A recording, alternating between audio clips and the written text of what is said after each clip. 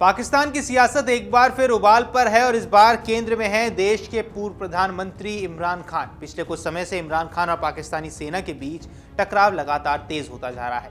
कभी बयानबाजी, कभी आरोप प्रत्यारोप और अब सीधे तौर पर सरकार और सेना की ओर से इमरान खान पर गंभीर आरोप लगाए जा रहे हैं। ताज़ा विवाद तब और ज्यादा गहरा गया जब पाकिस्तान के रक्षा मंत्री ख्वाजा आसिफ ने एक सार्वजनिक मंच से ये कह दिया कि इमरान खान के मामले में हाल ही में जो कुछ हुआ वह उनके राजनीतिक ताबूत में आखिरी कील साबित हुआ है।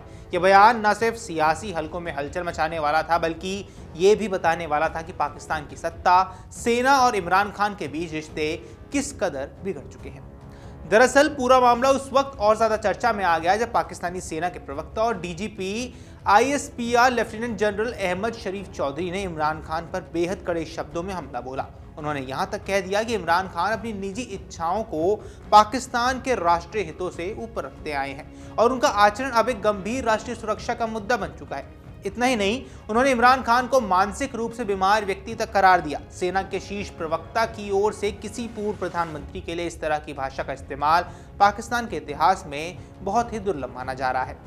इसी कड़ी में ख्वाजा आसिफ ने भी एक कॉन्फ्रेंस में सेना के इस सख्त रुख का खुलकर समर्थन किया। उन्होंने कहा कि जिस तरह की भाषा और जिस स्तर पर अब इमरान खान के खिलाफ बातें हो रही है वैसा पहले कभी नहीं देखा गया। उनके मुताबिक ये हालात इस बात का संकेत है कि इमरान खान ने खुद अपने लिए सारे रास्ते बंद कर दिए हैं। ख्वाजा आसिफ ने यहां तक कहा कि जो घटनाक्रम हाल ही के दिनों में सामने आया है वो इमरान खान के राजनीतिक करियर के ताबूत में आखिरी कील जैसा है।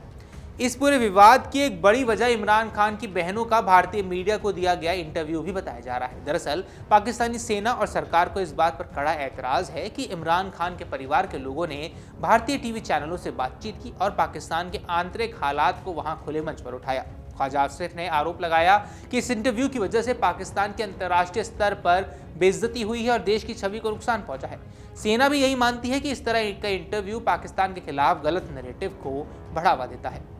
ख्वाजा आसिफ ने इससे भी आगे बढ़कर इमरान खान की पार्टी पाकिस्तान तहरीक-ए-इंसाफ यानी कि पीटीआई पर गंभीर आरोप लगा दिए। उन्होंने कहा कि पीटीआई की सोच और राजनीति इस हद तक पहुंच चुकी है कि उससे पाकिस्तान पर सीधा हमला होने के खतरा पैदा हो गया है। उन्होंने उदाहरण देते हुए कहा कि पीटीआई की एक ही ऐसे सांसद ने सार्वजनिक तौर पर नारा दिया था कि अगर खान नहीं तो पाकिस्तान नहीं। ख्वाजा आसिफ ने कहा कि यह नारा इस बात का सबूत है कि पीटीआई के लिए पाकिस्तान से ज़्यादा अहमियत सिर्फ इमरान खान की रह गई है। सबसे गंभीर बात यह बताई गई है कि इस नारे पर ना तो पार्टी के भीतर किसी ने आपत्ति जताई और ना ही किसी ने इसकी निंदा करने की जरूरत समझी।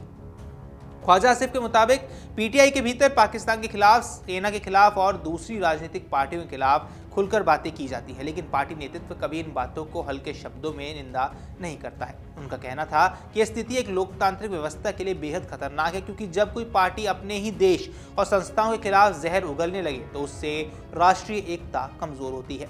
इसी दौरान उन्होंने आतंकवाद के मुद्दे को भी इस पूरे विवाद से जोड़ दिया। ख्वाजा आसिफ ने कहा कि इस तरह के माहौल में कोई भी देश आतंकवाद के खिलाफ मजबूती से लड़ाई नहीं लड़ सकता है। अगर एक तरफ सेना मोर्चों पर आतंकियों से लड़ रही है और दूसरी तरफ देश के भीतर ही सेना को निशाना बनाया जा रहा है तो स्थिति बेहद नुकसानदेह हो जाती है। उन्होंने ये भी कहा कि अगर कोई भारतीय मीडिया को पाकिस्तान के खिलाफ इंटरव्यू देता है तो इससे पाकिस्तान की सुरक्षा पर सीधा असर पड़ता है।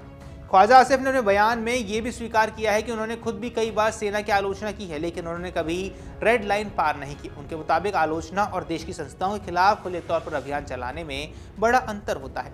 उन्होंने इशारों में कहा कि इमरान खान इस अंतर को पूरी तरह अब भूल चुके हैं। इस पूरे मामले में सेना के प्रवक्ता जनरल अहमद शरीफ चौधरी का बयान भी बेहद अहम माना जा रहा है। उन्होंने सीधे तौर पर इमरान खान पर आरोप लगाया कि वे मानसिक असंतुलन का शिकार है और अपने निजी इच्छाओं को पाकिस्तान के हितों से ऊपर रखते हैं। उनका कहना है कि इमरान खान के बयान और उनके परिवार के लोगों के इंटरव्यू पाकिस्तान के लिए गंभीर चिंता का विषय बन चुके हैं।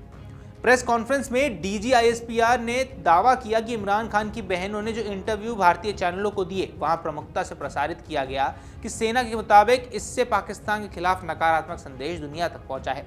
यही कारण है कि सेना अब इस पूरे मामले को केवल राजनीतिक विवाद नहीं बल्कि राष्ट्रीय सुरक्षा से भी जोड़कर देख रही है। कुल मिलाकर ये पूरा विवाद इमरान खान, उनकी पार्टी पीटीआई, पाकिस्तान सरकार और सेना के बीच बढ़ते टकराव की एक नई कड़ी बनकर सामने आया है। एक तरफ इमरान खान अपने समर्थकों के बीच आज भी लोकप्रिय बने हुए हैं तो दूसरी तरफ सत्ता में बैठी शहबाज शरीफ सरकार और सेना उनके खिलाफ एकजुट नजर आ रही है। ख्वाजा आसिफ का आखिरी कील वाला बयान इस बात का भी संकेत देता है कि आने वाले दिनों में इमरान खान की मुश्किलें और ज्यादा बढ़ सकती है। तो ऐसे में अब सवाल ये है कि क्या इमरान खान इस दबाव से उबर पाएंगे या फिर ये टकराव पाकिस्तान की राजनीति को किसी बड़े मोड़ की ओर ले जाएगा। जिस तरह के आरोप, बयान और प्रतिक्रियाएं सामने आ रही हैं, उससे साफ है कि पाकिस्तान में सियासी और सैन्य टकराव फिलहाल थमता हुआ नजर नहीं आ रहा है, बल्कि आने वाले समय में ये और ज्यादा तेज हो सकता है।